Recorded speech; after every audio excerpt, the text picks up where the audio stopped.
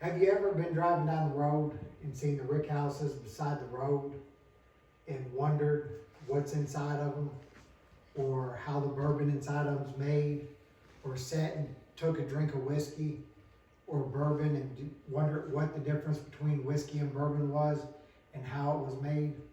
Well, today I'm gonna go over that a little bit and explain to you how it's made, what the difference between a bourbon and whiskey is, and a little bit of the history of bourbon.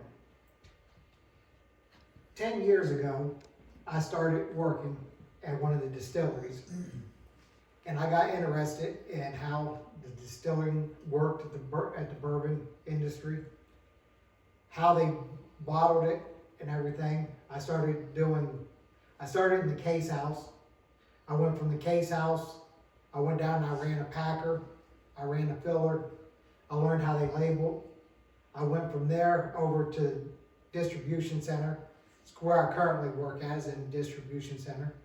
We ship it out. I've learned that process, how we ship it out all across the world. Learned many functions of the place. Now I've started learning some of the history and everything. Today I'm going to share some of that with you. The history of bourbon.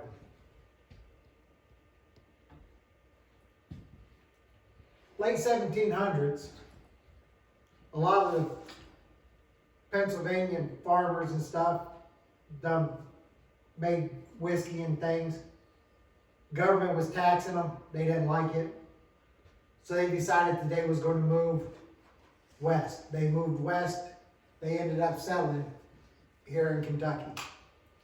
They got in the Kentucky area around Louisville, where the bourbon boom had already started.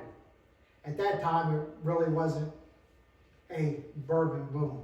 It was just whiskey. As they started going through this, it became bourbon.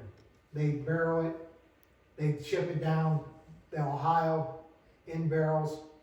They noticed that when it would get down to Mississippi, it would become a brownish color. When it was down there in New Orleans, that's how they started becoming the color it is out of the barrels. Through this process, they took and continued to do this. They went from there and they decided, well, wait a minute, we don't need to go anywhere else. They started moving around in Kentucky and figured out that we had great soil for corn. We had great creeks with limestone in it for water. So we didn't have to go nowhere else. They stayed right here. Over the years, the industry has experienced highs and lows, which led to some interesting laws and stuff. There is a fascinating book out there that I read that deals with the laws and stuff. You can see here's one of them. One of the first laws, one of the first consumer laws that protect it was the bottle and bond it law, which came out of the bourbon industry. It protected consumers because people were actually taking and making fake whiskey and bourbon. They were making, it wasn't actual bourbon. So they took and made sure that you would take and protect it. They made bottle and bond it. That's where you put it in a barrel at a certain proof. It has to come out at a certain proof. And it had to be documented by the government that it was done that way. It had to be documented. It went in, had to be documented to come out. And that way you knew it was actual whiskey. That way it wasn't something that was done somewhere else.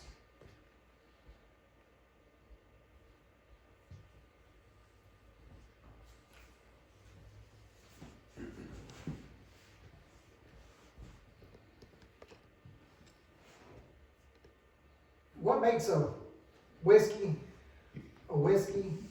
and a bourbon? The types of grains and location that's used is what makes a whiskey. You have different types of whiskeys. You have Scotch, you have Canadian whiskey, you have Japanese whiskey, you have Irish whiskey, you have several different whiskeys, you have different types of whiskeys inside the Irish whiskeys, you have different types of Japanese whiskeys inside whiskeys. You have different types of American whiskeys over here. One of the most famous ones here is Tennessee whiskey, Jim Beam. It's one of the most famous whiskeys out there. They could be a bourbon, but they decided not to be. They decided they wanted to stay and be a whiskey. You can see right here, bourbon, to be a bourbon, has to meet certain requirements.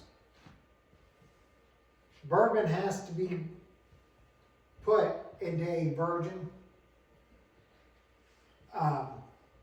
oak barrel. That has to have at least 51% corn to be considered a bourbon.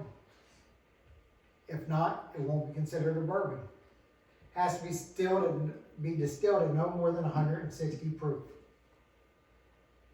If you make it higher than that, it's not considered a bourbon. It's considered a whiskey. Enter the barrel no more than 125 proof. So when you put it in the barrel, it can't be no more than 125 proof. Now, one of the big myths about bourbon, and you hear it all the time, is that bourbon can only be made in Kentucky. That is a myth. Bourbon can be made anywhere in the United States, but it cannot be made anywhere outside of the United States. It has to be made in the United States. And that is a trade agreement that's been made throughout the world, that it has to be made in the United States.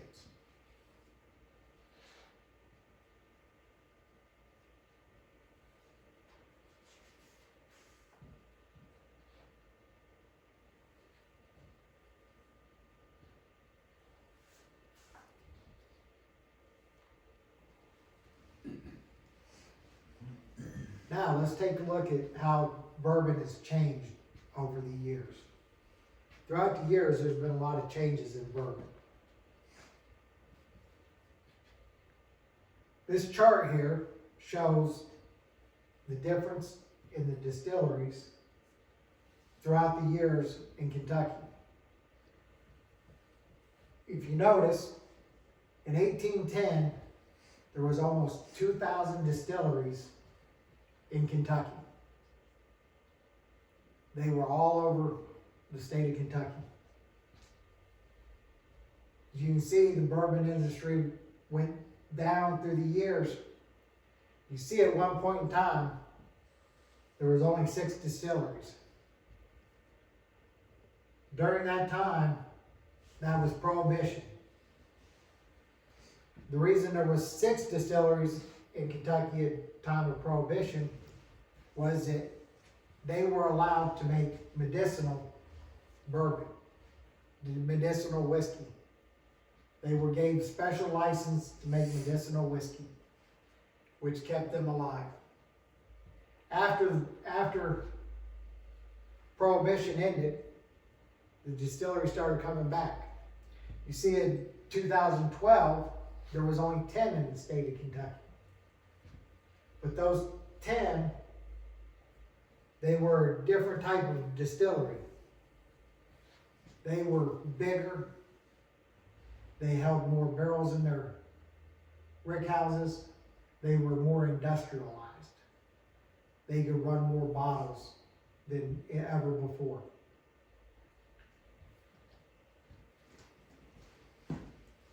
And as we drive around today, you guys see them. We got a new one popping up right over here behind us, Jefferson Distillery, being built by one of the world's #1 spirits. The #1 spirits in the world is the one that's building that distillery over here on the bypass. In early 2019, 8.5 million barrels of bourbon was barreled. That is a record that had not been beat before that. That was just bourbon. That's not counting all the whiskey and everything else that was in the United States. That was just 8.5 million barrels of bourbon that was in the rick houses around here.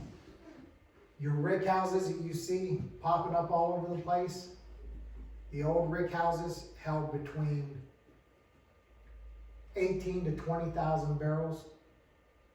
The rick house that collapsed back in 2017 at Barton's that made the news, that one held between 18 to 20,000 barrels. The new rick houses that they're building today hold almost 56,000 barrels of whiskey or bourbon. So they hold over double what the old ones hold. The bourbon industry has also helped change Kentucky. It's helped our tourist industry. We've always had the horses. We've always had Churchill Downs. We've always had Keeneland. But those were seasonal. They brought in tourists on seasonal basis. We only had the tourism and the income from tourism seasonally. The bourbon industry has helped bring in a steady flow of tourism over the last decade or so. We have taken and went from the inception of the Bourbon Trail when they started it and went through, it's just steadily climbed and grew in our tourism and the revenue that's come from the tourism.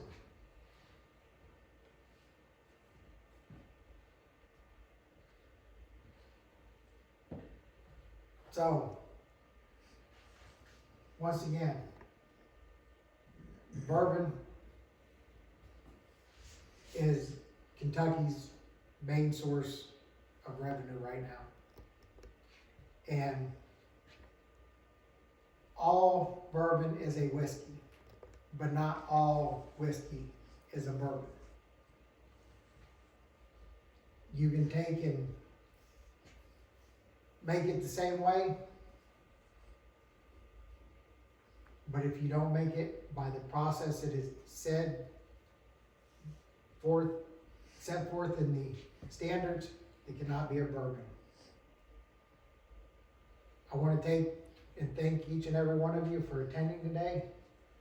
That concludes this time.